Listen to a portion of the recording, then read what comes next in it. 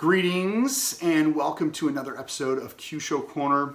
I'm Sensei Mish, and in this episode we're going to cover bladder 15. Now bladder 15 is a point that is used as part of a heart revival, and so we're going to be covering that primarily as the use of the point, simply because the bladder 15 is an associated point of the heart meridian. So why don't we get to it?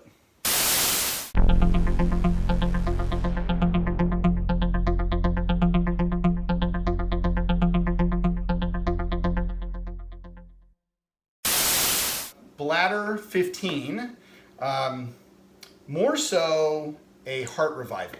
So when it comes to heart revival, we're not really restarting the heart.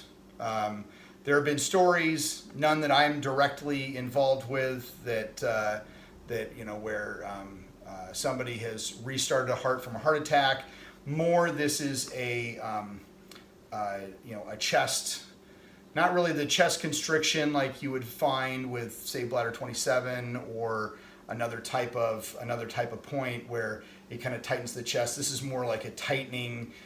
Say you hit any of the stomach points around the nipple, above the nipple, anywhere in there where you'd kind of get that tightening. Maybe you have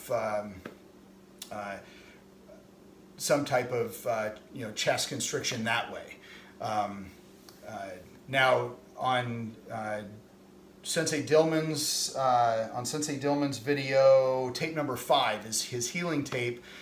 He talks about using bladder 15 as a heart revival point, and he also tells a story of how he actually brought his dog back to life. His dog had just passed away. He didn't know how long, but he actually used heart revival and lung revival to bring back the heart and the lungs. It's, if you're a dog person, it's not the greatest story to talk about, but he used it to validate his training to actually see if it would actually work. Believe it, don't believe it, that's the story he tells on tape 5. But then there's other stories of somebody using this point to bring back the heart of somebody who had gotten hit in the chest with a baseball at a baseball game. A mother runs out and after paramedics couldn't do anything, she runs out and taps the kid. And I think Sensei Pentazzi tells that story. So where those, I'm sure that they really happened. I don't know what time frame, where, when, anything like that. But when it comes to the heart revival, we want to use bladder 15. Bladder 15 lies, if we look at, if we kind of straighten up his back a little bit, we use the shoulder blade to come around on T5, which is right about here. So we've got the spine right in the middle between the end of the shoulder blade and T5 is bladder 15. Now we want to strike that on their right side with our right hand only. We'll get a better reaction that way.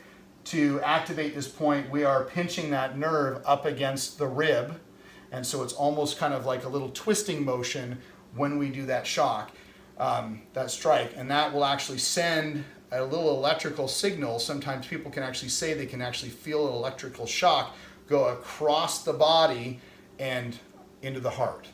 So you want to do this it's just kind of a palm twist up and in. And what did you feel? Looseness of the chest. So he instantly felt a looseness of the chest in that. But it's coming up here and then kind of doing a little twist action. What do you feel? Mm-hmm. Okay. So electrical current? Mm-hmm. Okay. All right. So, it all kind of depends on how hard you struck.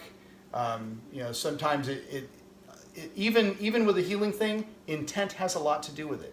You really need to, it's really, not just the technique of getting that, but where's our mind at it too. So, but anyway, Take this back to your dojo, play, have fun, and be good to your uke. I'll see you on the next video.